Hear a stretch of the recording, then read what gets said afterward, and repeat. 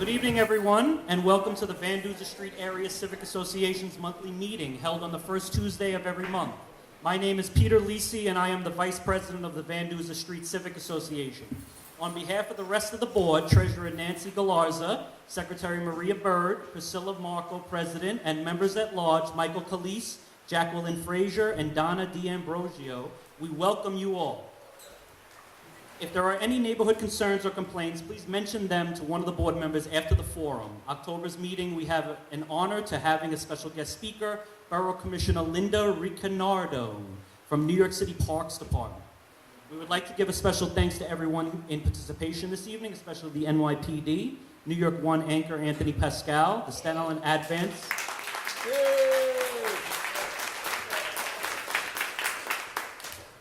Staten Island Advance politics reporter Rachel Shapiro, and Director of Civic Engagement and Public Programs for St. John's University, Robert Vanduzer. And a special thank you to Mr. Kenneth Paul Media from Hub 17, who's recording this.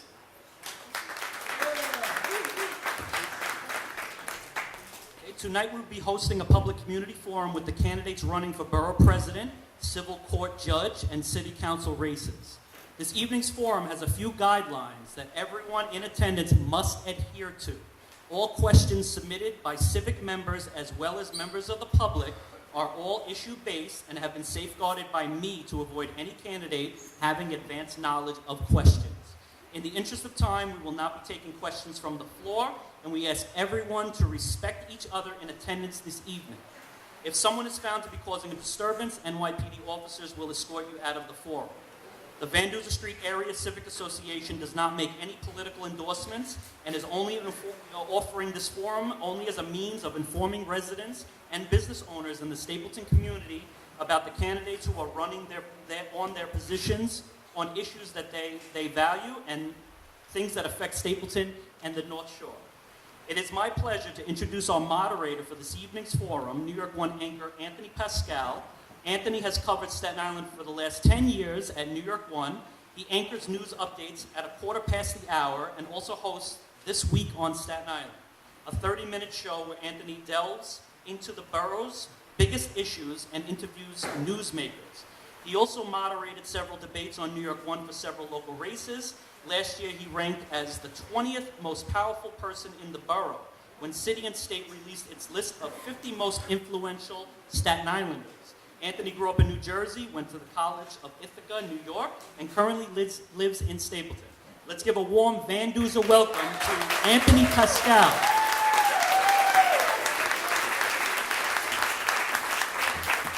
Thank you so much.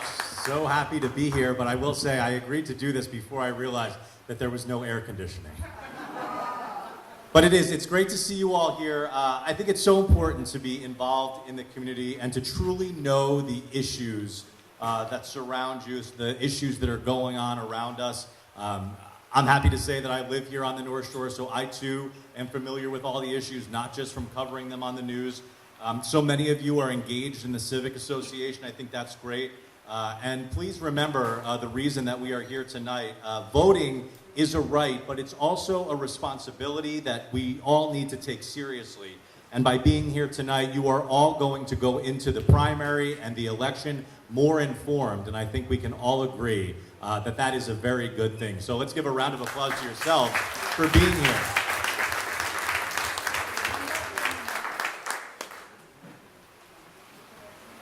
We are going to do a format where we're going to have all the candidates sit here at the front table, and we'll be asking the questions. I'll be asking some of the questions along with the next two people that I'd like to introduce. First off, Rachel Shapiro is a Staten Island Advance politics reporter. She's a multimedia journalist covering mostly political news online, incorporating video and photography. She's a graduate of the Stony Brook University School of Journalism and has worked at the Staten Island Advance for 3 years. She worked for local newspapers for 5 years on Long Island, where she was born and raised. She is an animal lover, and she lives on Staten Island with her 3 cats. Let's give a warm welcome to Rachel. Also asking the questions with us tonight is Robert Vanduzer, who's the Director of Civic Engagement and Public Programs for St. John's University. He's a PhD, Associate Provost of Academic Affairs, and the Director of Civic Engagement at St. John's Staten Island campus. He's also an Associate Professor of English and American Studies. He's a professor, he is actually the author of 3 books and more than 30 academic articles on civil rights and race relations in the United States. Dr. Vanduzer is also the recent winner of a grant from the New York Council for the Humanities for Sandy Ground at St. John's, Faces of the Underground Railroad, an educational outreach program that brought Sandy Ground Historical Society and Staten Island's diversity to St. John's. So let's give a warm welcome to Professor Vanduzer.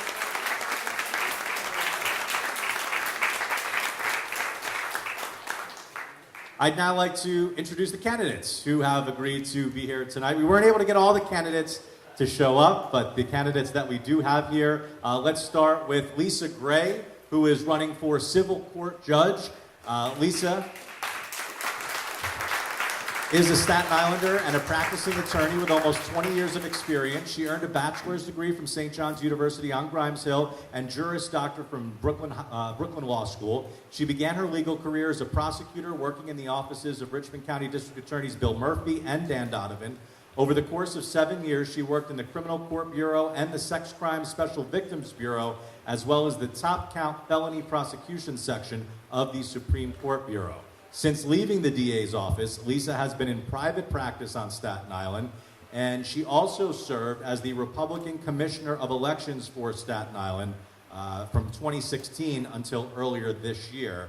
And again, she is running for Civil Court Judge to replace current Judge Phil Stranieri. Lisa, welcome.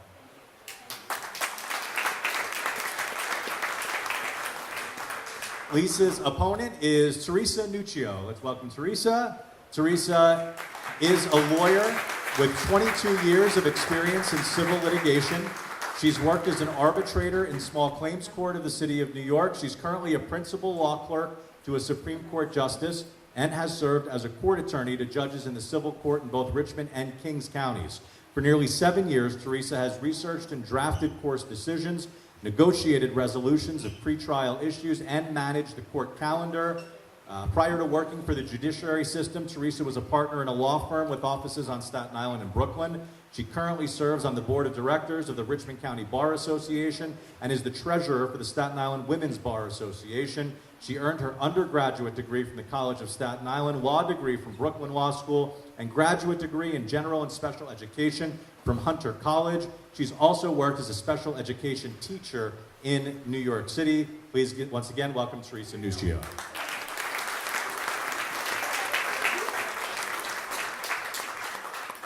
There are 2 candidates running for borough president this year. Borough President James Otto chose not to be with us tonight, but we do have the Democratic opponent, Tom Scherbenko. Let's welcome Tom.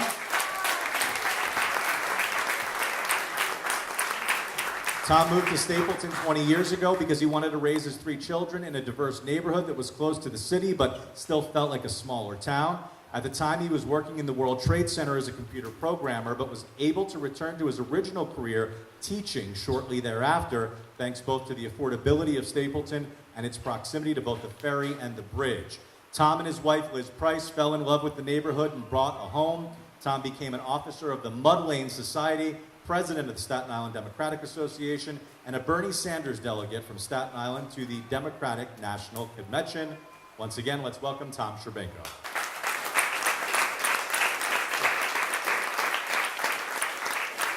There are 3 candidates in the race for city council, but only 2 that are running as Democrats in the September primary. Unfortunately, Debbie Rose, one of the Democrats, chose not to be with us tonight, but we do have the other Democrat in the race, Camilla Hang. Let's welcome Camilla.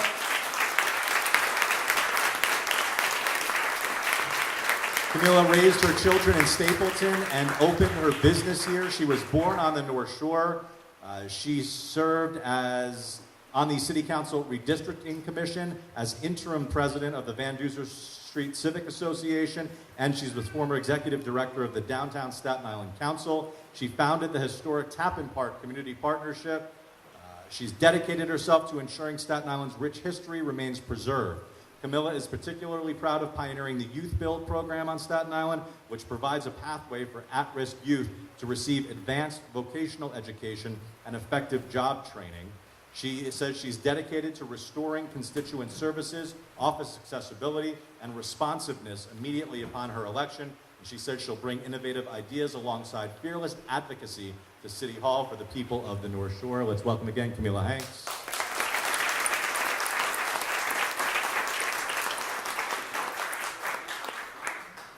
And the lone Republican in the race for the North Shore City Council seat. Let's welcome Michael Penrose. Michael is a father, a husband, and a member of the North Shore community. After graduating from Villanova University and getting an MBA at Fordham, Michael created a family and started to build his life in Tompkinsville. He's a dedicated parishioner at Our Lady of Good Counsel Church, a CYO basketball coach, a soccer coach, and an active member in various school parent organizations. Mike can also be found at Snug Harbor on many spring weekends coaching Little League. He currently works in healthcare management and has previously worked in the financial services industry as a portfolio manager, fixed income trader, and an auditor. Let's welcome once again Michael Penrose. And I have to say, all the candidates did give longer bios, but I shortened them just so that we had some more time for questions. So as I said, I'm going to be asking some questions along with Rachel and Professor Vanduzer. So let's get started first with the race for civil court judge, since we have both candidates here. And I want to let everybody know that because of the nature of judgeships, there are only so many questions that these candidates can answer. They cannot answer questions specific to their theories on how they would judge cases. So there's only certain things we can ask them, but I think we came up with some questions that we think the people here that are here tonight will be able to get a better sense as to exactly who you are and how you would serve as a judge. So first, I want to ask the first question to you, Lisa Gray. Why should voters support you and not your opponent?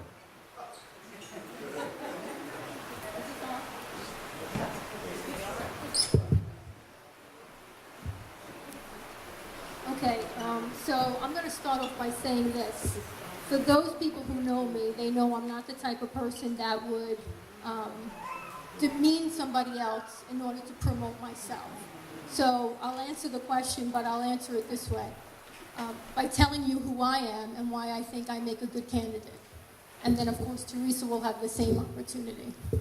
So I started my career in the office of the district attorney here on Staten Island. Fresh out of law school, I went to work for Bill Murphy, and then eventually Dan Donovan. I started in the Criminal Court Bureau, where I handled low-level crimes, misdemeanors, violations. And then I was promoted to the Supreme Court Bureau, where I was in the Sex Crime Special Victims section. And special victims encompass the elderly, children, domestic violence victims, and the disabled. After spending a few years in that bureau, I moved to career criminals, which was where I prosecuted predicate felons, and those are people who are convicted of one or more felony and violent felonies. If you were sent to that unit, there was no plea bargaining. I've had many hearings, suppression hearings, trials, motions. I worked in the office 7 years. I was successful there. I learned a lot from the district attorneys I worked for, as well as the wonderful lawyers that worked in the office. When I left there, I went to work for a civil law firm who specialized basically in medical malpractice defense. And while I was there, I did depositions, dispository motions, things of that nature. After a while there, I decided that it was time to open my own practice, which I did. And for the past 12 years, I have my own practice where I do criminal defense work. So I think I'd make a good judge because I have seen all aspects. I've been on both sides of the courtroom. I've done civil work. And you want fairness in a judge. You want someone that can see both sides to a situation and be fair. And that's who I am as a person. I've conducted my whole career that way, and I will continue to do so. The other thing is, I think that most people who become attorneys, do so because they want to help people and do what's right. And so when you're a judge, you get to do that on a daily basis, free from being an advocate. You don't represent either party. You're there to just do what's right and to help people. And so that's why I think I'd make a good judge. That same question goes to you, Teresa. Thank you. I believe that I'm qualified for this job. I'm trying to find there you go. I believe I'm qualified for this job because I have experience in civil litigation, the subject matter in the court that I'm seeking to be elected to. This is what I have done for 22 years. I have the experience from both sides, plaintiff and defendant, but I also have the experience of being the court. I currently work for a judge for almost 7 years, and in the course of that time, I have one client. My client is the judge. I counsel him, and then he makes a determination. So I understand what goes on for a judge to make a determination. Additionally, I've already sat in a position as a small claims court arbitrator where I've listened to evidence, and I've actually rendered a judgment awarding people up to $5,000. Basically, when you go to an arbitrator, it's a way of getting your case advanced without having to come back over many months or possibly 1 year. But you understand that if you come to an arbitrator, you give up your right to an appeal. So people put their trust in me that whatever decision I came up with at the end of the day, that they would be satisfied and that they felt they did not need to go on to an appellate level. Additionally, as someone who's worked in the court already, I have had much experience dealing with the general public, all types of people. I've had to deal with people where English was not a first language. I've had to deal with people who've had to have the assistance of an interpreter. I've dealt with people who came in and they were very upset and they were very irate. And the experience I have as a special education teacher gave me people skills that I did not learn even in law school, how to deal with people from diverse backgrounds and diverse capabilities and individualities. And that's why I believe that I'm qualified for this job. Thank you, Ms. Nuccio. Let's head over to another question now that will be asked by Professor Vanduzer. This is a question for Ms. Nuccio. And can you tell me who your judicial role models are? My judicial role models, I would say pretty much all the judges I worked for, because I learned a lot from each one of them. Each one of them was unique in their own way. When I worked for a woman by the name of Judge Pamela Fisher, her background, like my own, was diverse, and she had worked in community outreach for the New York City Housing Authority. When I worked for her, we were in the mental hygiene court. And for those of you who are unaware, that is the court that remands people against their will into the hospital because they may present a danger to themselves or possibly the general public. And all of the patients, because we did not, that's what they were termed as, because they were patients. They were not defendants, they were not plaintiffs. They all at the end of the hearing would say to her, "Thank you for listening to me. You're the only woman or judge or man who actually let me have my speak before you passed judgment and before you remanded me to the hospital." Before Judge Fisher, I worked for a gentleman by the name of Justice Martin Solomon from Brooklyn. He was a former 8-term state senator. And he had the opinion of, we're here to help people. And he really demonstrated to me how, as a judge, you're able to help people. And sometimes that means leaning on the lawyers to tell them, you know, a settlement's in everyone's best interest, but most of all, it's in your client's best interest. Do you want to risk a costly trial? And he would point out to them during settlement discussions. Some judges don't do that. They feel, let them try their cases. But if you're there to help the general public, your job is to make everyone see what might be in their best interest. But yes, sometimes you can't avoid it. You have to go to a trial. That's great. That's great. That question goes to you. So on a local level, I'd have to say Judge Leonard Rienzi is one of my role models. I basically grew up in his courtroom. He served in the Supreme Court criminal term. And he was a man that got involved. Like Teresa was saying, there are some judges that sit back and kind of let things play out.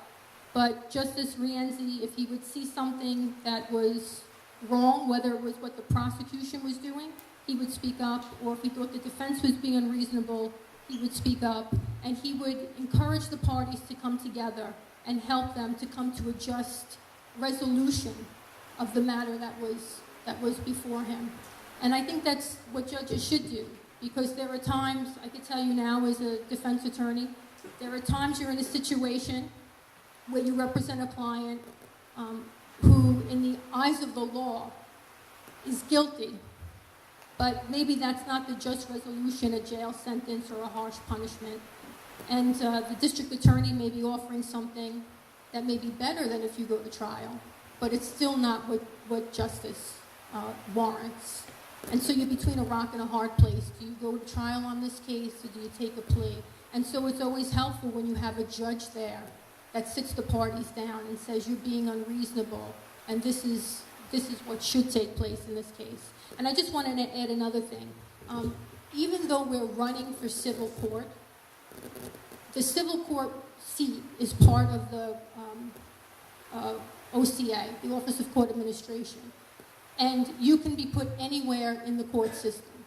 You could be put anywhere in the city. So we could be elected to the seat, and we could be put in criminal court, in family court, or in civil court, and eventually even Supreme Court. Thank you. The next question is, sorry about that. The next question is going to go to Lisa. She'll answer first this time, and it'll be asked by Rachel. So the reason why, can you hear me? The reason why you're both running now is because the judge currently on the bench, Phil Stranieri, is required to retire at age 70. He was just reelected last year to a new term, but he can't finish the term because of the mandatory retirement. So my question is this: have you either worked for judges who are over the age of 70? And this rule only applies to certain judges, not every judge, depending on the position. Have you appeared in front of judges who are over 70, or have you worked with judges over 70? And do you see, I guess, give us what your thoughts are on that law, and whether whether you agree with the reasoning behind it, or if you can't give your opinion, just maybe tell us a little bit about why that would be, and because this is the position you're not anywhere near 70, either of you, but it would apply to you in the future. And we should mention, I just want to say that Judge Stranieri has made it clear that he doesn't want to leave. He was elected to a 10-year term last year, and he would love to serve for a few more years, but it is this law that is forcing him to retire at 70. So are you able to say what you think about that law? Just take the mic. That goes to you, Ms. Gray. I don't really think we can comment on what we believe the law should be, whether it should be 70 or 76 as it is for Supreme Court judges. The reason that we really should not express an opinion is because the age limit is something that has already been part of the political process, and with Judge Stranieri's lawsuit pending, it could be part of the legal process and political process, so we really cannot comment on that. All right, so let's go to a question that I know you can answer. Turn it down a little. Yeah. We'll try to get it right. Let's try to get to a question that I think you can answer. How would you prepare for a case that involved an area of the law that you yourself were unfamiliar with, that you didn't really know too much about? How do you prepare for cases like that? Yes. Actually, no, this first one goes to Teresa. Do you mean as if we were the court, or while we were in private practice? No. While you're if you were a judge and you were making a decision on a case that maybe the issue was unfamiliar to you. I mean, as a judge, you can't know everything about everything. Basically, there is, well, in the civil side of it, there is a book called The Patent Jury Instructions, which pretty much trial lawyers and trial judges use as a Bible.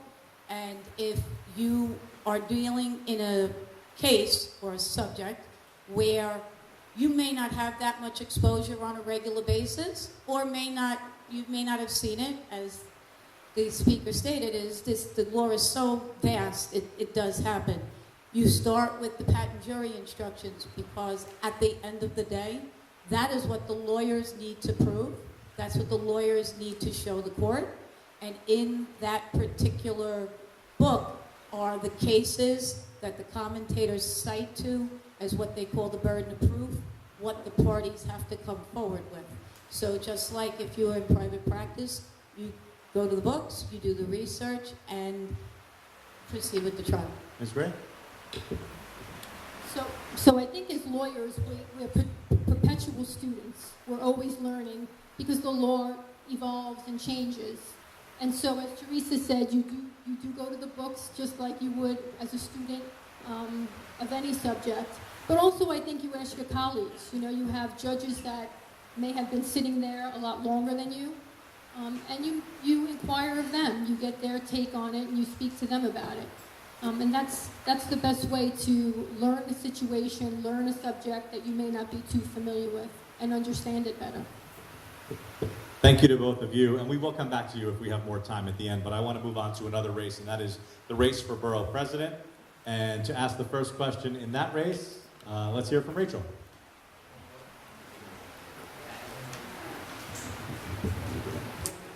Mr. Sherbenko, welcome. So this question is, are we going to say who submitted Sure. the question? Okay, so Esther and George Aliata submitted this question. They're concerned about the recent delays in the completion of the New York Wheel. As we know, the builder who had initially been selected was let go from the job and they hired a new builder. If elected, explain how your office would ensure that this project will get completed and that the surrounding area will be refurbished. Oh, boy, that's a great question. Thanks, Rachel. And before I start, I just want to thank Priscilla Marco and Peter Lisi for making this happen tonight. Really appreciate this. This all also is great memories for me. My children spent many Saturday mornings here volunteering in the soup kitchen, learning to me a really important value that no human being, regardless of where their standing is right now, no human being should be disrespected for whatever reason. So thank you for making this happen. So the wheel. Yeah. It's a tough one for me. And I have to say something before I go anywhere else. One of the values that my mom drilled into me was that anytime you point your finger, you got three fingers pointing back at yourself. And every time a problem with the wheel comes up, I wonder if I didn't do enough over the past 5, 6, 7 years to say, is this a good idea? I remember as you heard, I was active, still am active in the Mud Lane Society, kind of a rival civic group. And I remember years ago, the president of Mud Lane sort of shocked that I wasn't enthusiastic about the wheel. But I had some concerns what was going to happen to our neighborhoods with a project like that. And I sort of backed away and I felt, well, I won't say I think it's a crazy idea. I'll let them go ahead with it. They're enthusiastic and happy about it. And it was actually upsetting to realize that there were real problems with it that weren't going to go away. So what could I do? If I could wave a magic wand, honestly, I'd probably say, let's build something else there. I mean, we need transportation, we need schools, we need hospitals. If we're stuck with the wheel, we've got to find out what's going on between the developer and the people doing the construction there, iron it out. Unfortunately, we've had so many bad experiences with developers and with those kind of contractors that it's probably going to be a long, difficult road. And whoever is in that position, borough president, is going to have their hands full trying to resolve that. So Tom, is it fair to say that if the wheel gets built, or gets built halfway, and you're borough president, and they say to finish the wheel, we need the city to kick in some taxpayer money to get it complete, are you saying that you would say no, although you wouldn't have a vote in it? Would you lobby against that? And that would be the worst idea, to think that we'd have some half-completed construction here. That would be the worst possible idea. Unfortunately, that's what happens with so much irresponsible planning, is that things are done, they sound so great. The ballpark, a lot of my friends were opposed to it. As many of you know, my daughter works there as one of the people throwing out t-shirts, so it's an exciting place for me. Unfortunately, it's so underused, it's empty so much of the time that you wonder, was that really a good idea, a good use of resources to build that there? So these are the issues that there's no simple answers to. If any politician says they has the answers, we know better than to realize. Well, I mean, most of the money, I mean, the developer of the wheel is putting forth more than $500 million of private financing. Taxpayers aren't on the hook for any of that. But if a time comes when they say they need a little bit of taxpayer money to make it happen, from what you're saying, you're against that? I would have to really look at it. My gut feeling is no way. Unfortunately, like I said, if we're stuck in a position we've got half a wheel built, the last thing I want to do is say, okay, now we need taxes to pay for this. So the outlets are going to open up. If it's not a wheel, what would you propose there? Oh, I got my pick? If you could pick It would be a hospital. a hospital on the waterfront. In that specific No, I mean, location? that's considered, really expensive land right now. I'm sorry, I apologize. I think it meant we have it. No, I mean to take the place of that parcel of land right there. I think a nice park would be nice. Park? Yeah. Let's get another question now from Professor Fanuzzi. Yes, we're going to come back to it a little bit. And parking's a problem, traffic is a problem. I think you have to wiggle. Okay. So we all know traffic is a problem on Staten Island, and many communities turn to bike lanes to alleviate car traffic. Are you, a fan of bike lanes? And in particular, a member of the public wants to know if you're in favor of the expansion of bike lanes past Richmond Road and along the service roads of the expressway. Yes. So the question is, are you in favor of bike lanes as a transportation alternative throughout Staten Island? And in particular, are you in favor of the expansion of bike lanes past Richmond Road and along the service lanes of the expressway? Yes, in fact, I'm a member of Transportation Alternatives and have been for years. One of the people that got me involved in Staten Island politics when I came here 20 years ago was John Luisi, also an avid bike rider. And along the way, of course, made friends with Rose Lushanowski. And talking to people like that, I've gotten a strong feeling that we need to look at the future. We need to look at alternative transportation. And I love the idea of bike lanes, so I'm all in favor of that. Rachel, do you want to ask the next question? From Civic Association member Gary Moore. He wants to know what you can do for this community that your opponent can't or won't do. Well, I like what Ms. Gray said earlier. I'm not running against Jimmy Otto. I'm running for Staten Island. So I don't want to phrase it in terms of something I can do that he couldn't or won't do, but I will put it in terms of what I'd like to do. I mentioned before how nice it was being in the hole when my kids did so much volunteer community service. That's always been an important thing to me, is encouraging people, incentivizing them to do community service. And what our neighborhood needs, I think what our whole world needs right now, is for people to realize, we're one big family, we're one big community. And what I want to see in Borough Hall, and if I'm elected, my goal really is that idea of encouraging people to look at their neighborhoods, look at their communities, and say, what can I do? I'll go back to, the JFK inauguration. JFK, one of my childhood heroes. It's not about, well, what are you going to give us? It's encouraging people to look around and say, what can I do to make this a better place? That's why we have civic groups. Thanks. That's why we have civic groups. Unfortunately, we need more of that involvement, and we need to make some of these civic groups a little more effective, a little more powerful. It's great that we can sit here and discuss how terrible potholes are and everything else, but without any kind of political power, it's all we have to do is sit around complaining. So what I would like to do is give civic groups, give community boards more power than just sort of a role in the process. These are authentic community organizations. They should be calling more shots in government than, unfortunately, a lot of the interests that we know can, line the pockets of electeds with a lot of cash, and they can ignore us. Staten Island in particular has so much that gets overlooked. And, if you looked at the stereotype about Staten Island, you wouldn't know how many amazing artists like Gary Moore that we have here, or Cynthia Mailman.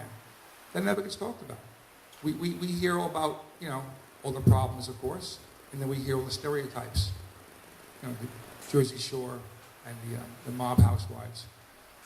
What I would want to do as borough president is really show the world all the amazing things that we've seen at Staten Island. When I say we, my family and I, since we moved here in 20 years, that made us fall in love with it. But Tom, is that something that you're saying Borough President Otto won't or can't do? Well, like I said, I don't want to pit this against him, but my feeling is that. But there's not one thing that you think you would accomplish that the borough president is not willing to or can't accomplish? Well, the first thing I want to do is I really want to reframe the office. It should be the borough advocate. It should be that office. It's the one office that represents everybody on Staten Island. Except for district attorney, there is no political office that only speaks for people of Staten Island. And that office should be speaking for every Staten Islander. And I'll take you up on that.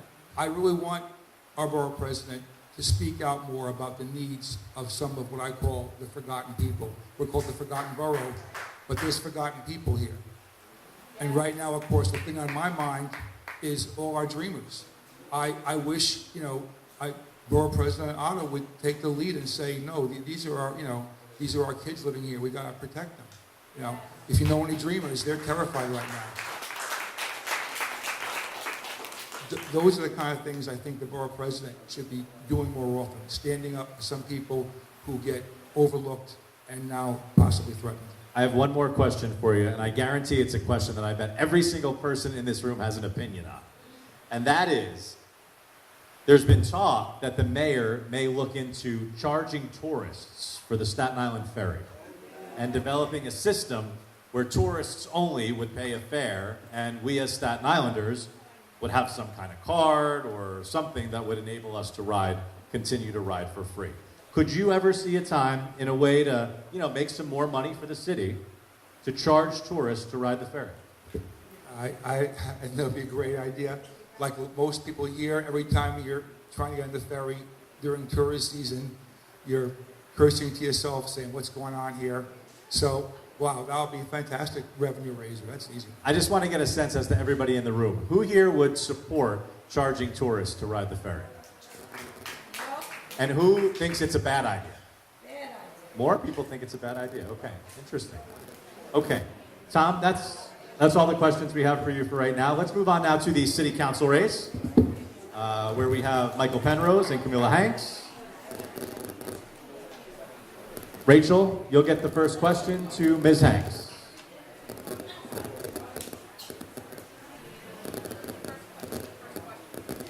Try moving. First question for Ms. Hanks is,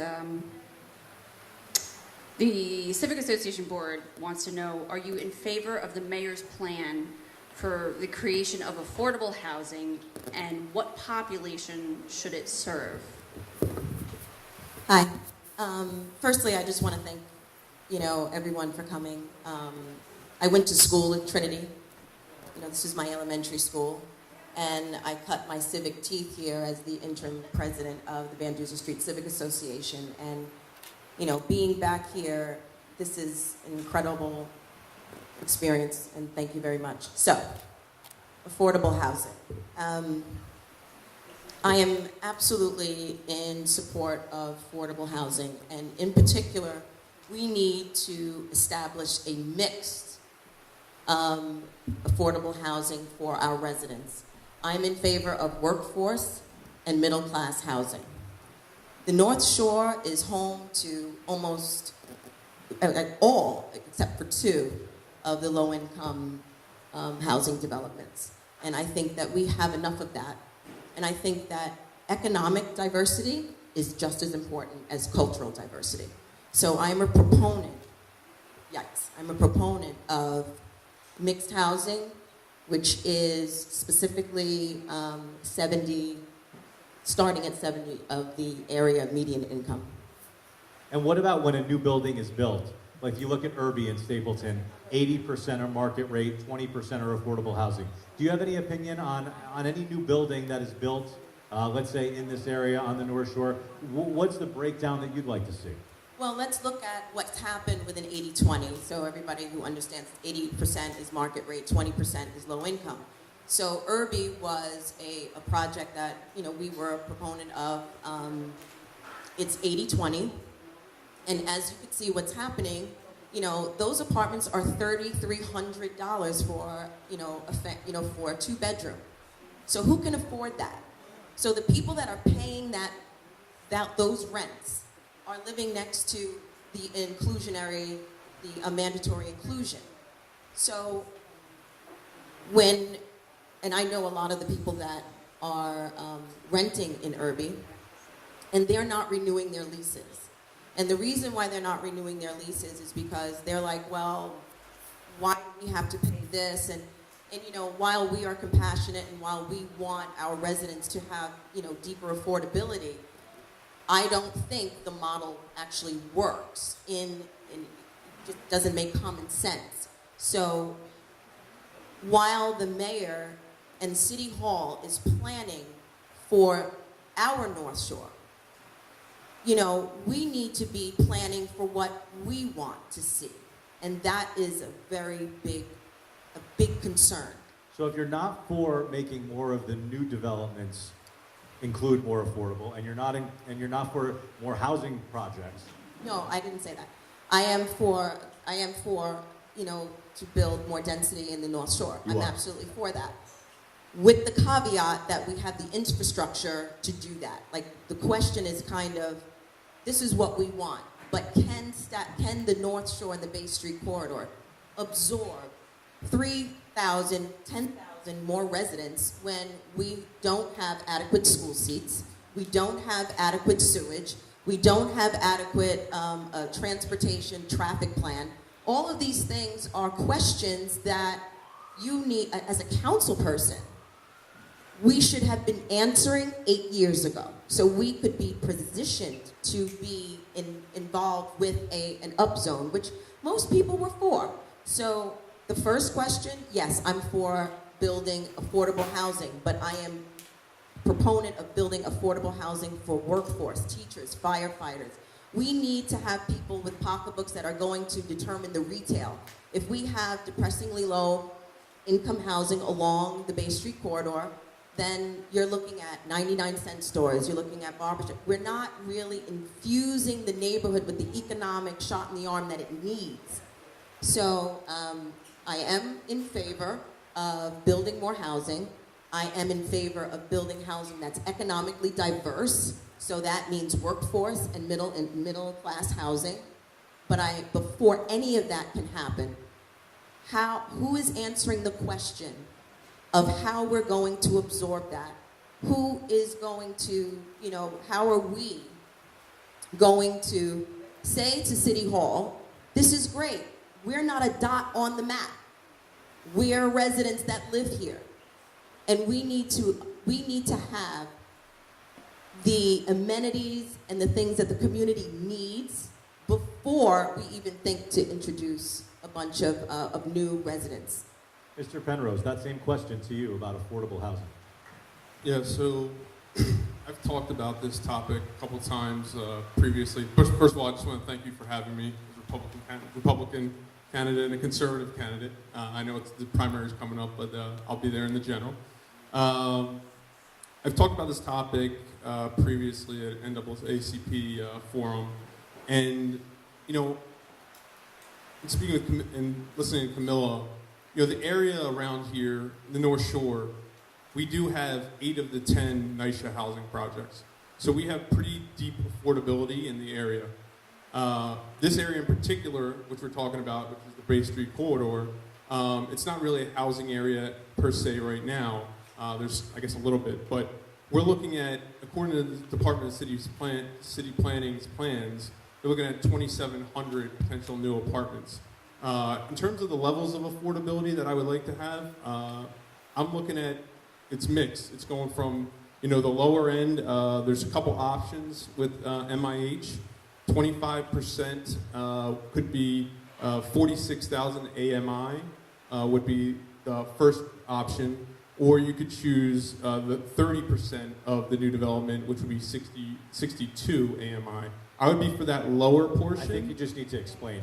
Yeah, AMI, adjust. Area median income. So they pick an area and they come up with what the median income is in that area. And that would make you qualify. And that would make you qualify, right? And that would just be the average. So I would look for a lower end, and then also I would go to you have a second option, which a city council person would be the workforce option. I would be for that. And that option is, the AMI is $89,000. So for a family of 3, just to be clear, that's for a family of 3. We need, the area that we're talking about, Bay Street corridor, it is surrounded by, some lower income areas. This needs, to have businesses in this area, there needs to be people with disposable income. Has to happen.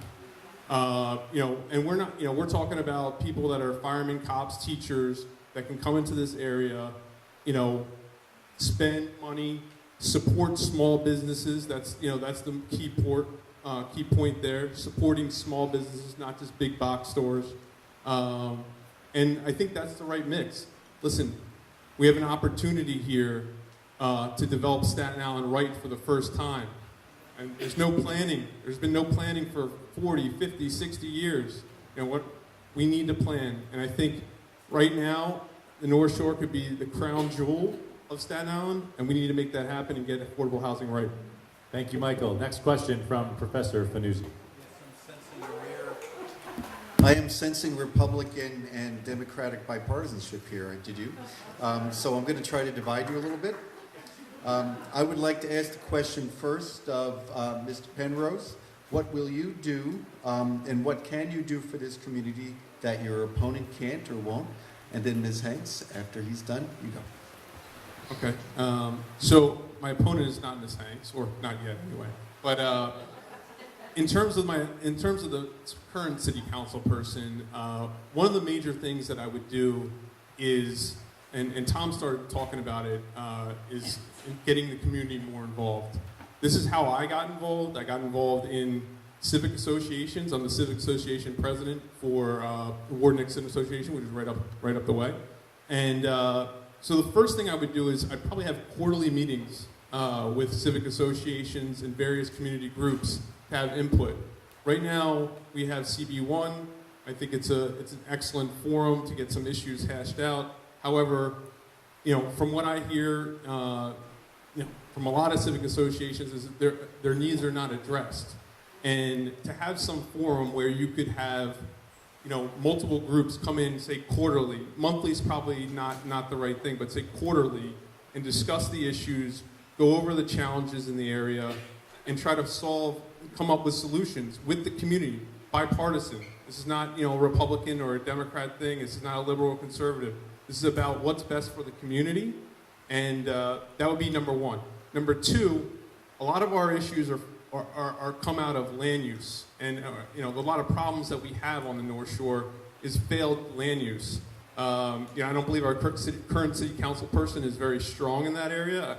Thankfully, we have Jimmy Otto, who is, but getting involved, focusing on the land use issues, that lead to overcrowding, overdevelopment, traffic.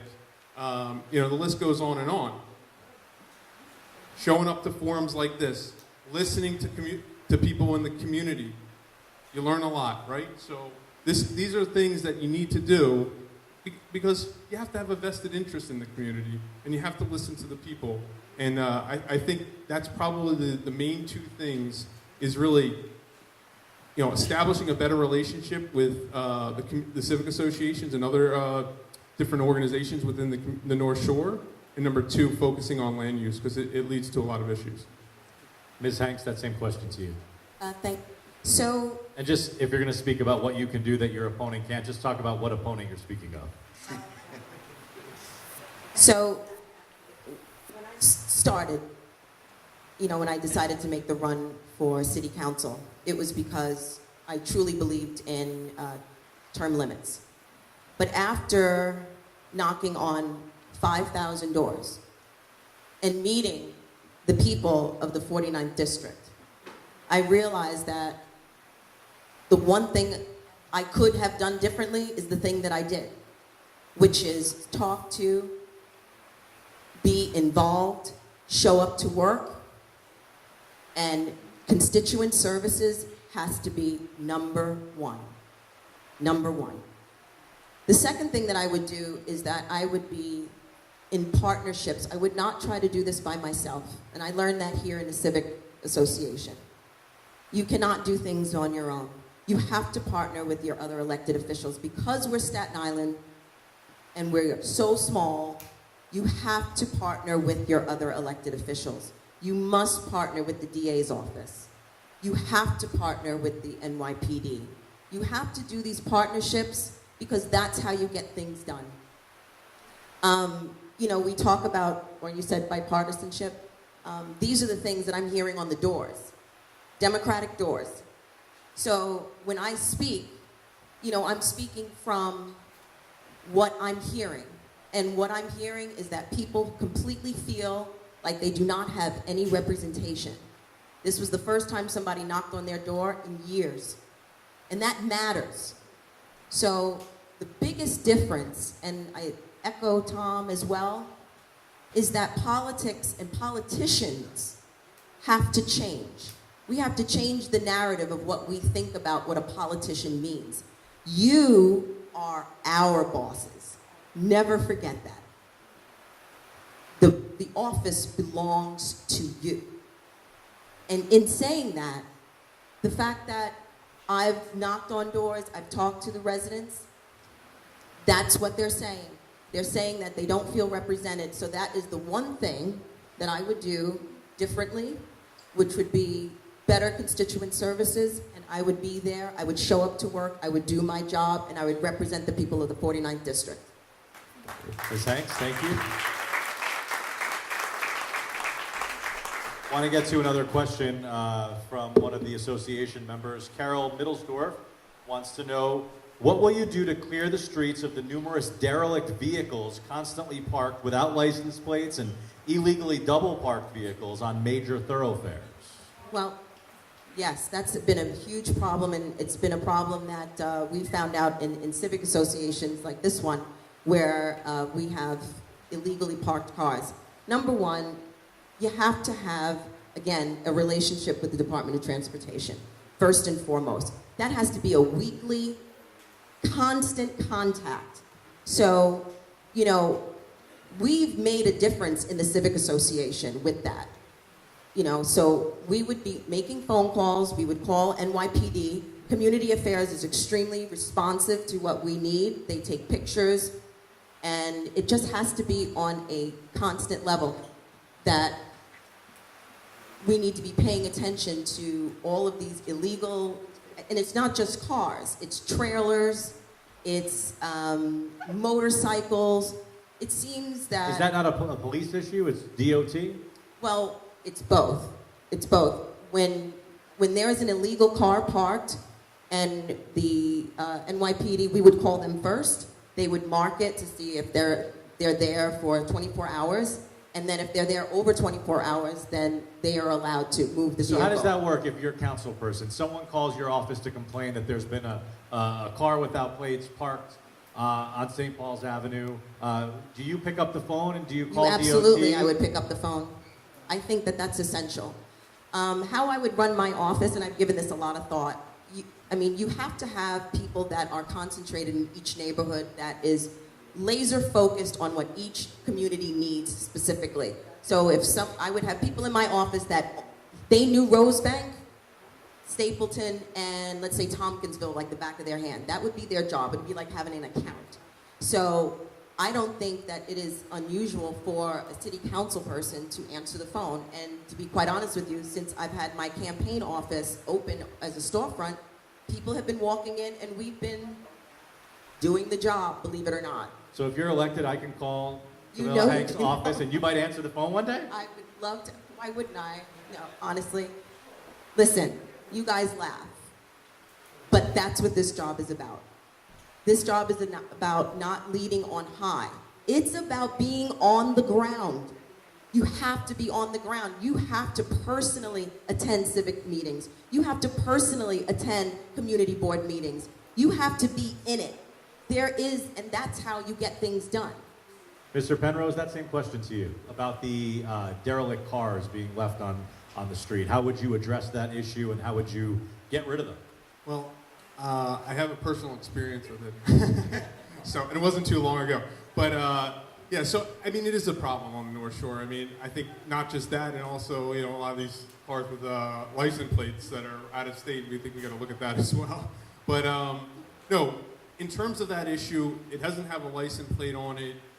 The way we bubble it up in our community, people are, reach out to me as the Civic Association president. I'm driving the neighborhood, I see these things. You check it out, you see how long it's been there, and then we call 311. Honestly, 311 has really worked for us. On a lot of issues, I've tried to use the BP app. I've tried to call our, our council person on some issues. But the biggest response that I have had is 311, and they will come out. I mean, you can send a text, you can call them. I think that's the best way. But to Camilla's point, the council person has to be involved, and individuals in communities need to be involved to solve this problem. I personally, the other day, I was on Tompkins Avenue, and I saw a burnt-out car that had been there several times. And there was a story from the Staten Island Advance. They said, send in your pictures to the Advance about these derelict cars. So I took a picture and I sent it, and I forget the young lady's name, but she didn't get back to me for about a week. She said, I got over 100 responses. So she said, I'm very sorry, but I've got so many responses. But I'd like to say that I went by there a couple days later and it was gone. So, these are the things you got to stay on top of it. There's no, perfect solution, but, for the organizations and the agencies that are supposed to deal with that, you got to bubble it up to them and stay on top of it, and that's probably the best solution. And we're going to get back to the three of you in a moment, but I want to bring our judicial candidates back into the conversation since they've so kindly agreed to stay. One more question for you both. Ms. Nuccio, what is your general judicial philosophy? My general judicial philosophy is we're there to help the people. We are the people's court, whether it's the civil court, the Supreme Court, the family court, the criminal court. We're there to help the people. It's our job to remain as the neutral court and to help steer the parties towards the best resolution without having someone go away completely unhappy. I know that seems somewhat simplistic, but it's the truth.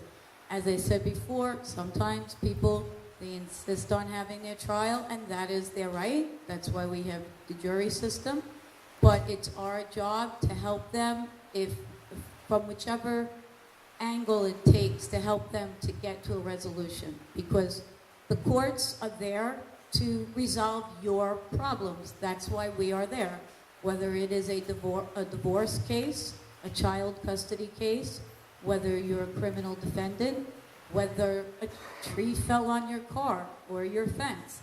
That's what we're there for all types of issues. But when in terms of, when you're faced with cases like that, you have to decide one person's going to win the case, one person's going to lose the case. What's your philosophy and how you get to that decision? You look at the facts and you apply the law. That's actually what it comes down to. When people come into court and you're conferencing a case, what happened? Why are you here? Why do you feel that your case fits within the law? And then who's ever on the other side tells their side of it as to why they feel the facts fit to the law and judgment should be for them. That's really what it comes down to. It's not a magical formula. I mean, when we're talking about civil court, I can't help but think of Judge Judy. Who watches Judge Judy? Anybody watch Judge Judy? All right. So, I mean, do you think those shows like that are good representations of what a civil court judge does? That's not a representation of court because that's dramatized for television. But some of the cases that you hear on Judge Judy, we do deal with cases like that. Sure. People who live together, they separated, somebody wants something back, somebody claims, well, we were living together, you damaged this. We deal with cases like that, but that's dramatized for television. Ms. Gray, your thoughts on your judicial philosophy? Well, basically, I mean, judges are public servants. That's what they are. I think sometimes we tend to elevate them because they seem to, they sit in a beautiful courtroom on a bench and wear a robe, but they're public servants. And so if I'm fortunate enough to be elected to the civil court, I want people to know when they come into the courtroom, they'll be treated fairly and they'll receive justice. And Teresa's right. I mean, there's no magic formula. What it comes down to is that you have to apply the law to the facts. And unfortunately, there's going to be a winner and going to be a loser.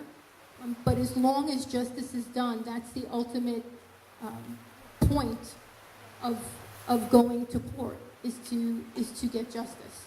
And everybody in the system, the judge, the lawyers, they all work for that one goal. I mean, I wonder when you have an emotional case, or you have two people, maybe you don't like one of the ways that they're, presenting themselves. Do you allow that to factor into your decision? A judge has to be completely unbiased. You can't take a position. You can't say, I don't like this one litigant, and so I'm going to discount everything they say. You can't do that. You have to listen to both sides. You have to be fair. You have to be open-minded. And at the end of the day, it's your responsibility to do justice. It's your responsibility as a judge to make sure that there's a just and right outcome. And the way to do that is to apply the law to the facts.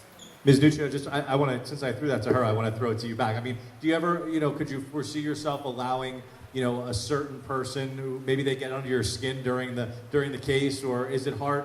How hard, or how are you able to remain unbiased and decide a case without factoring in things like that? Most of the times we're dealing with lawyers. In the civil court... I'm sure there are some lawyers that you might not like.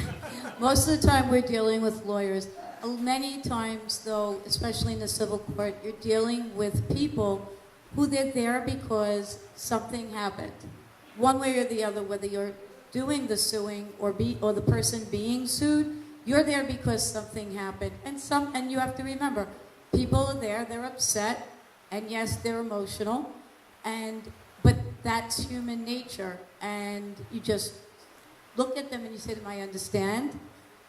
Please tell me your story. And a good judge just looks past it all because they understand this lawsuit is personal to you. You either stand to lose or you stand to gain something. So when you see people who are upset or people who might be crying, we do see people cry. Most of the time you think they're yelling at you, but sometimes there's people crying. And you try to calm them down, make them understand that you absolutely understand that this is personal, and you work through it because it is their day in court. They're entitled to justice, and you can never lose sight of that. Okay, ladies, we're going to end on that for your race. Teresa Nuccio, Lisa Gray, your two candidates for civil court judge. Let's give them a round of applause. Thank you so much.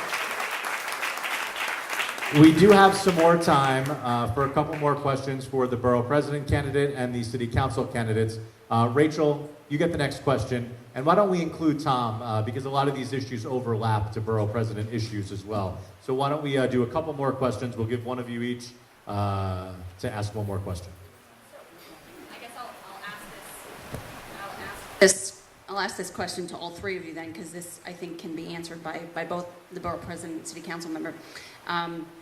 Natasha Spearman, ISIP, I'm sorry if I'm mispronouncing that, has a question about development on the North Shore, and most recently on South Avenue, there's a proposal to build a BJ's, and over in the wetlands area.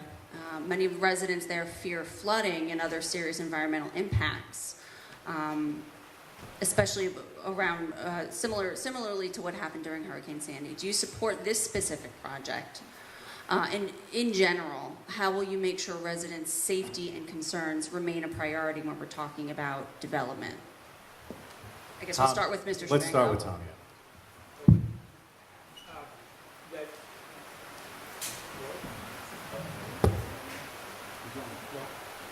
Well, can I speak like this? I was a teacher for many years, so if I can't project my voice. Okay. Thank you. It was actually this project on South Avenue that was one of the things that lit a fire under me and said, okay, this is the time. If there was ever a time in my life, and I never ran for public office before, it was going to be now. Because I was so upset by what I saw was happening. And I couldn't believe, for one, how little publicity there was about it. And then I found out that not only was I unaware, but friends and neighbors who live on South Avenue, either in Regal Walk or City West, didn't know either until it was almost accomplished. And it was one of those things I said to myself, this is really weird. It's like, it wasn't like the neighborhood said, we need a shopping center, please put it in here. As far as I know, the neighborhood wasn't consulted. At least with the wheel, we had little community groups, and I felt we were being sold a bill of goods. But with the South Avenue project, suddenly we were told, well, we're going to chop down 2,000 trees and disperse a lot of the indigenous animals there, and possibly impact the wetlands that feed into Arthur Hill, because we want to build a huge BJ's box store. The people in the neighborhood, their reaction was, we're scared of flooding, we're scared of traffic, we're scared of fumes in the cars. We didn't want another store. We already have places to go shopping. Why are you doing this to us? I was part of the Mount Manresa group years ago, and I was excited that they were involved in this too. And it was an exciting event that we went to, CB1, and after a lot of lobbying, CB1 voted against this construction project, this BJ's on South Avenue. Unfortunately, CB1 doesn't have any kind of power. It's just, making a recommendation. City council decides this. And this is the problem I see, is that our community boards, our authentic community groups, might say, wait a minute, we didn't want this, we're opposed to it, we gotta stop this, and nothing happens. And this is an example, like I said, that lit a fire under me and said, okay, if there was ever a time for me to stand up and say, no, I'm running because this is exactly what upsets me, is that we encourage people to be active in their community, and then out of their control, the community gets changed overnight. At this point, we're still fighting against it. Natasha, I know, is leading another walk there a week from Saturday, I believe. I'll be there. I really hope we can stop this. It's something I said I will keep fighting till the end. So that's my position. Hi. So when I heard about the proposal for BJ's, I called up Gabriella, who is one of the folks that's leading the fight against this project. And I scheduled a walkthrough. And it was with about 12 residents. And they walked me through the wetlands area. We took pictures. And this is what I mean by being on the ground. Like, you have to be there, you have to see it. You have to understand what people are going through at the level that they're going through it. So we did the walkthrough. They explained how the wetlands will be disturbed. The trees all had discs that would, like, to mark them.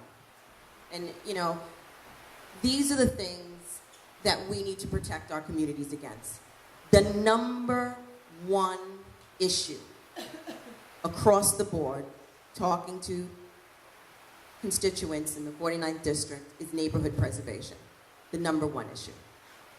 The number one issue of waking up one day and the neighborhood that you chose to live in is no longer what it is. And so overdevelopment has really left a negative, visceral effect on response from the people of the 49th district. And we need to be doing everything we can to make sure, and you're talking about a person who's a proponent of responsible development. My whole career was in economic development along the Bay Street corridor. And this is the one thing that people do not want to have happen in Staten Island. So I took the step. I met with a bunch of the residents there. We did the walkthrough. I have the mosquito bites to prove it. And this is not a project that is appropriate for this area. The Department of Environmental Conservancy should be looking at this very, very closely. And this is why, and what my advice was to them, is learn from Mount Manresa, learn how you can stop something sooner, form a civic association. So I believe that they're going to be forming the Graniteville Civic Association as a result of that. But these are the things that we're empowering people. As an elected, you have to empower people so you can represent them better. So I'm against the BJ's project, and it should not be built. Mr. Penrose, you have the last word on this one. Yeah, so I'm also against it. I met with the people of Graniteville Swamp, and you know, I think this really needs to lead into a larger discussion on you know, resiliency on the North Shore in general. I think we had an excellent example of what a hurricane can do just a few days ago, and what overdevelopment does.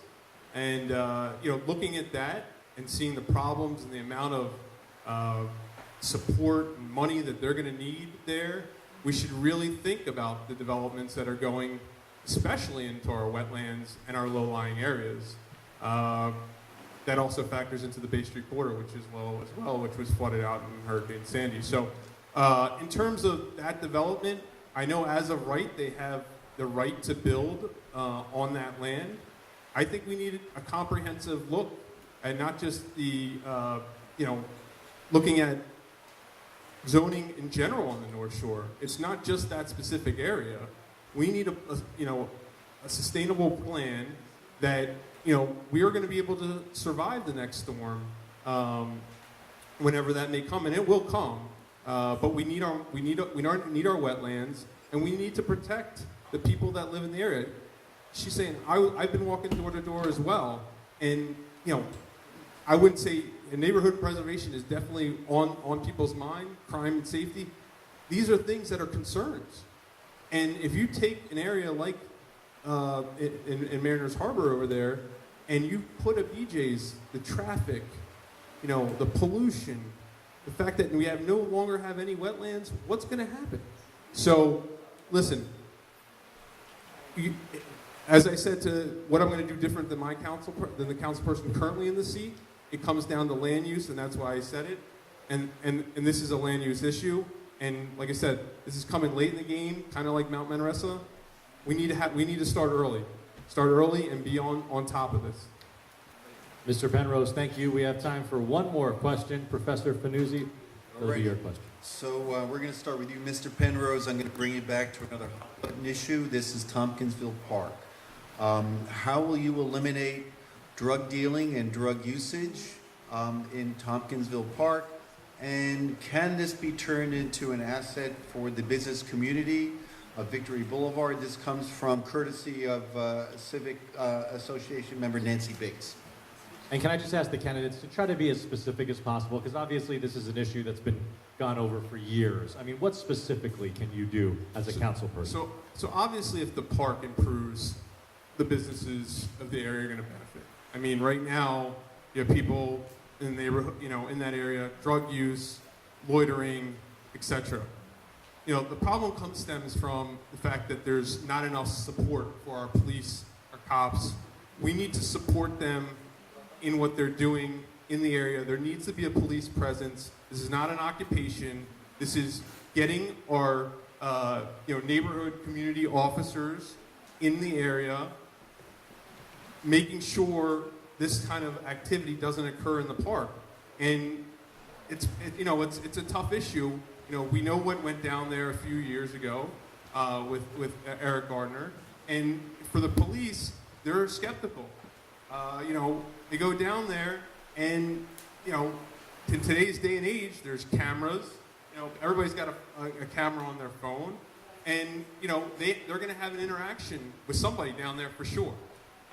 You got to bring life to the park. So specifically, I would do, the mayor, I don't feel is supporting our cops, and I don't think our city council person is doing enough to foster the relationships between the people in and out of that area, not specifically that park, and our NYPD.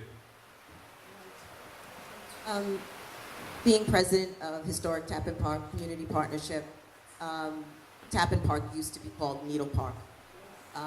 Specifically, the things that we did, first and foremost, was partner with NYPD, because people want to come someplace where they feel safe. So we had programming that involved our law enforcement, and we brought them on as partners. So people would come to the park, they felt safe because NYPD was there, and you were able to program and activate a space that now changes the existing conditions, and it's like a fish out of water, and people decide that this is not the greatest place you can go into. But Tompkinsville Park is a little different.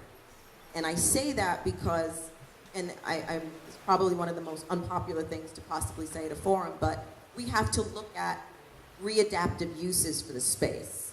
So as a park that's in a transportation hub, because that's really where it is, and the surrounding retail and the surrounding buildings that are there, what could that space be? I mean, is it a beautiful green space minus the benches so people don't loiter? I think we have to think outside the box when it comes to our spaces and how we interact with them. In my mind, there are groups that are there working very hard to change the dynamic in that park. And the moment they leave, the park goes back to where it was. So I think, if I'm council person, I would be looking at readaptive uses that are creative, that look at open spaces. Maybe it's a beautiful sculpture. Maybe it's, something that's incorporated in the park as well as programming.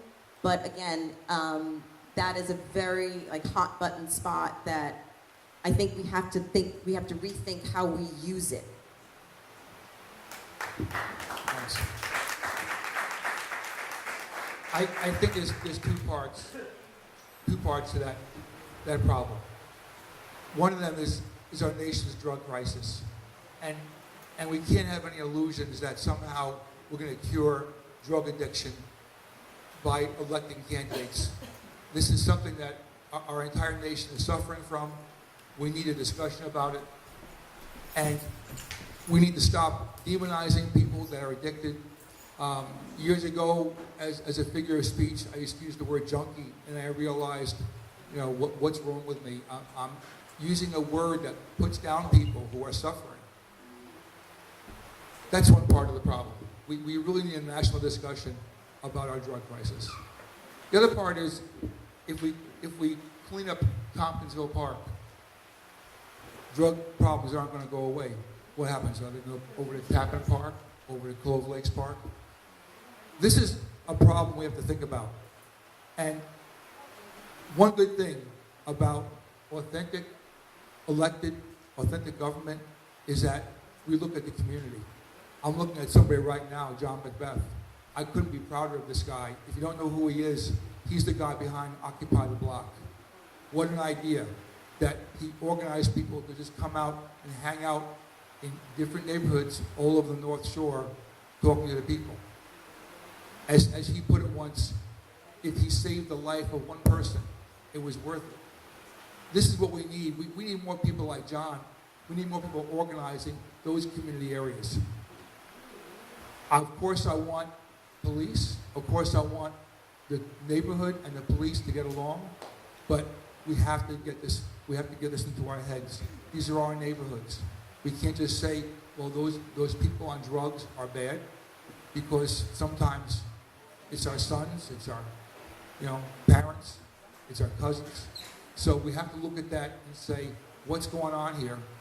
And think, okay, if it's a problem, we better look at our neighbors. Don't look up at government, don't look at police. Look at your neighbors and say, what can we do? John Macbeth gave us a great example of what one person could do. So my idea, if I get elected, is to look exactly to people like John and say, John, what do we do? We got a problem here. Because we can't just pass that buck along, like I said before. We can't just point the finger. We got 3 fingers pointing back at ourselves. These issues come up. We got to say, what are we doing wrong? And look for people like John and say, give me some ideas. Thank you. I'm told we have time for just a couple more questions, but we're going to have to ask that the candidates keep their answers short on these next couple of questions. Rachel, you had a question? Yeah, kind of as a follow-up to that, to this conversation about drug use and the former criminal court building on Targee Street.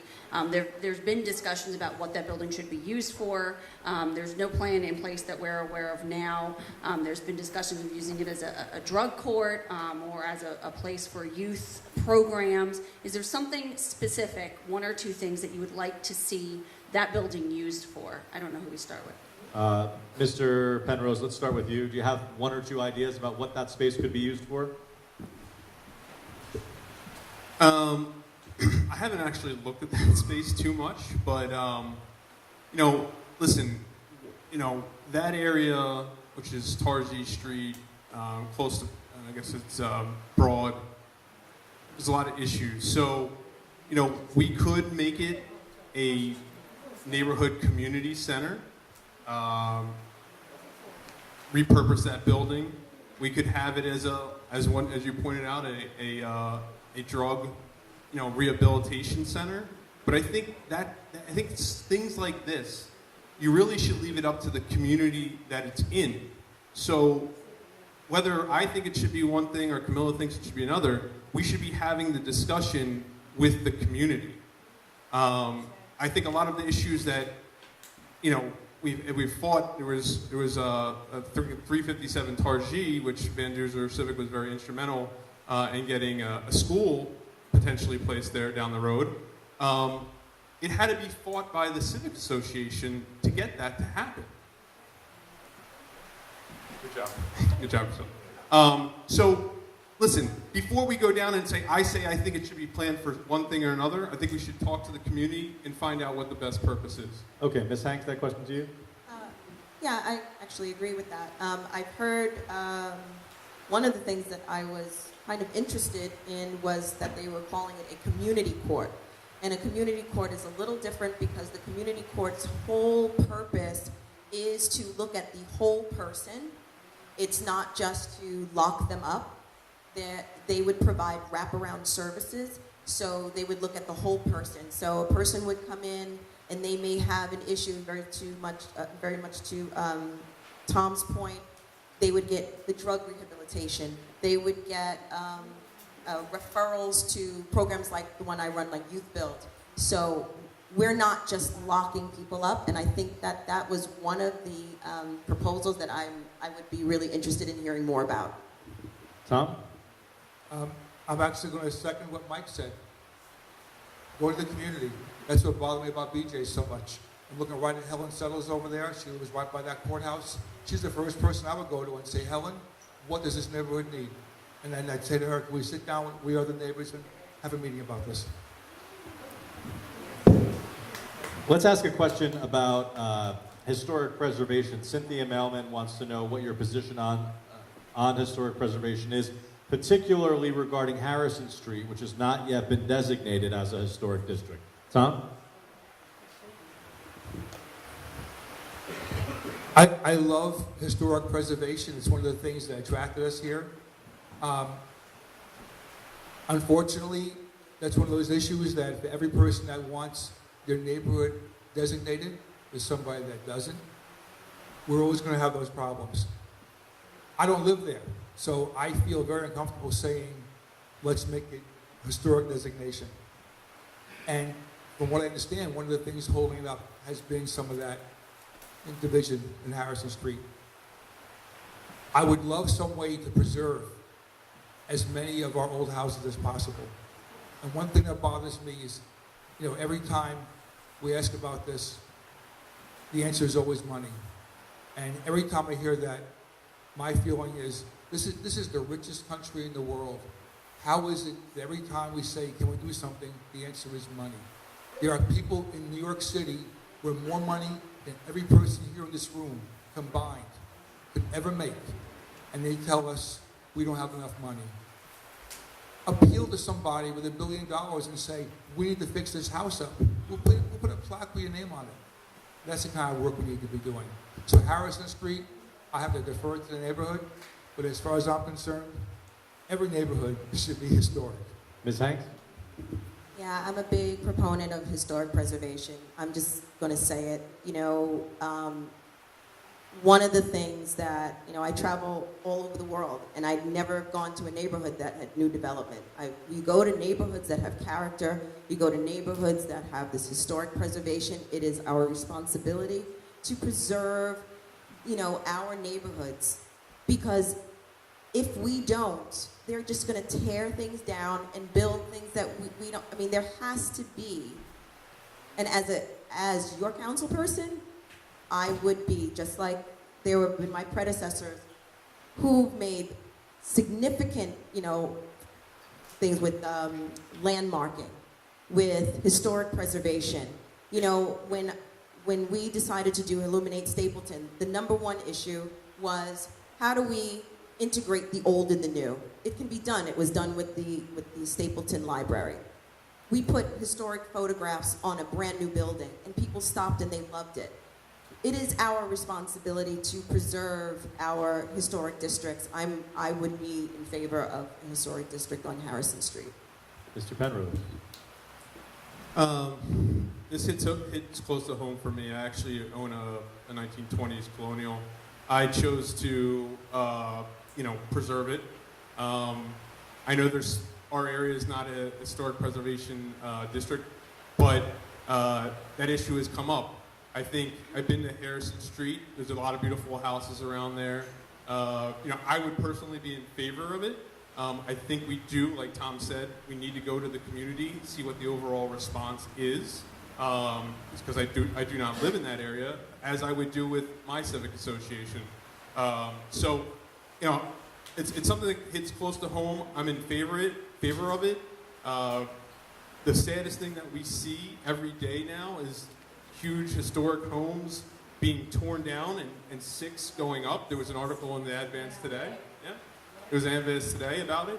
And I'm for personal property rights, but the fact that some of these homes, they're very historical and have a big significance.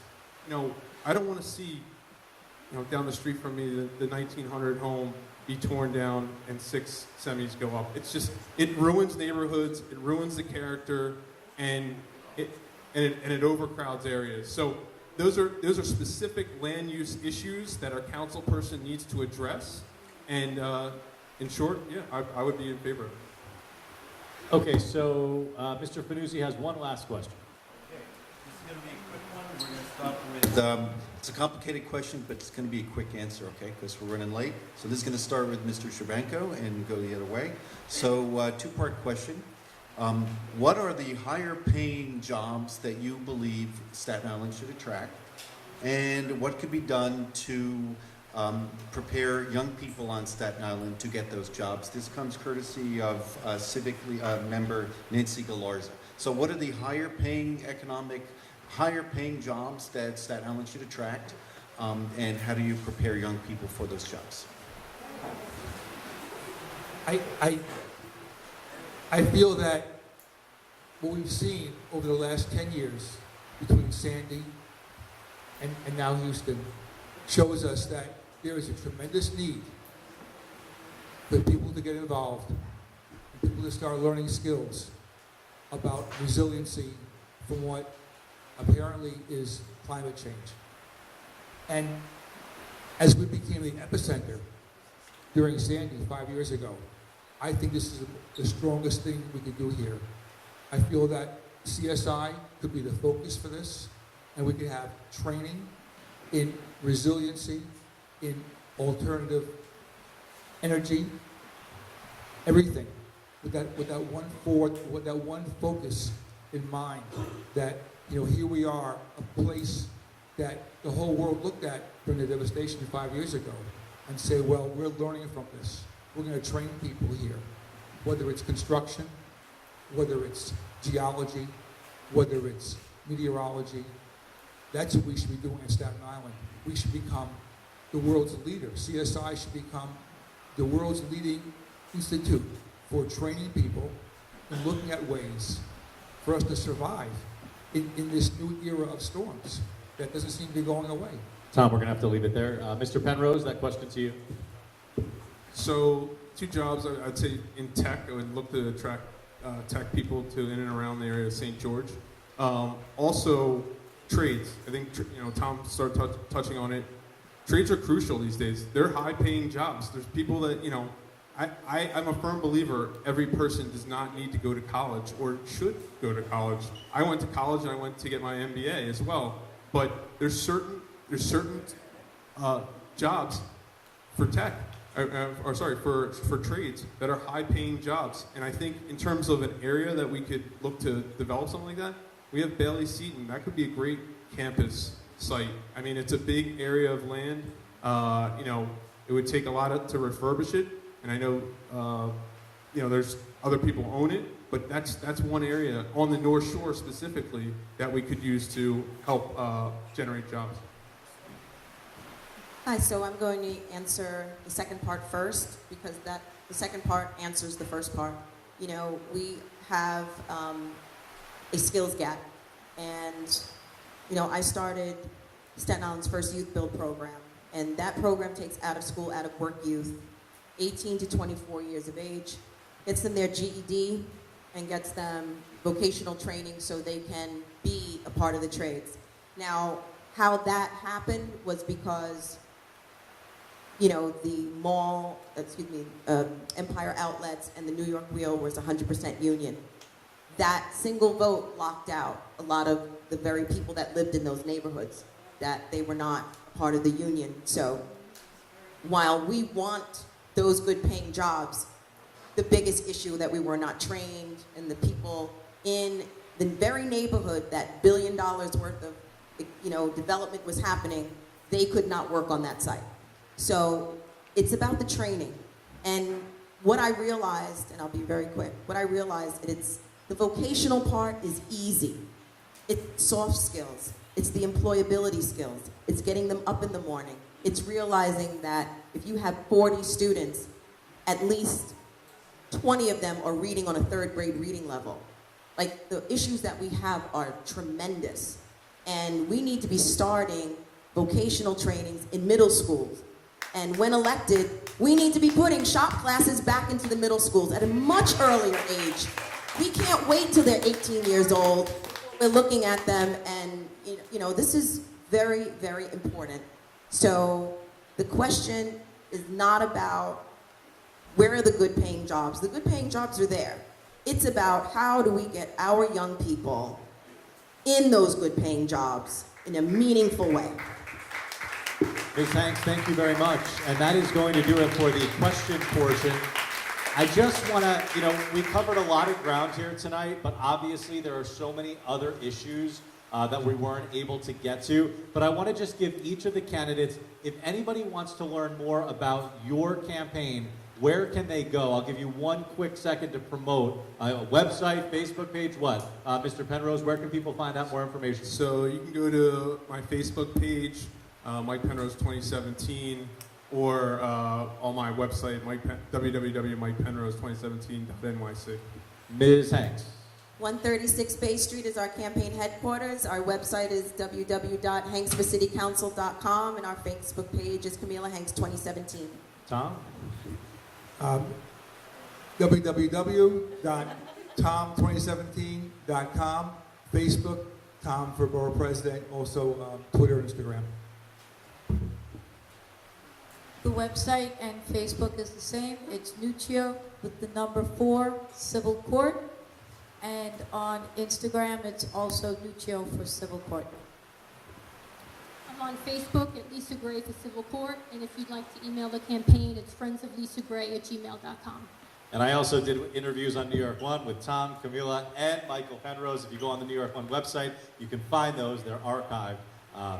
Right after they announced their candidacies, we did some interviews on New York One. I'd like to thank Rachel and Professor Vanduzer for being here tonight. And let's hear it one more time for our candidates. You guys were an awesome audience. Who said you weren't going to be behaved? I mean, the cops were even able to leave early. How about that?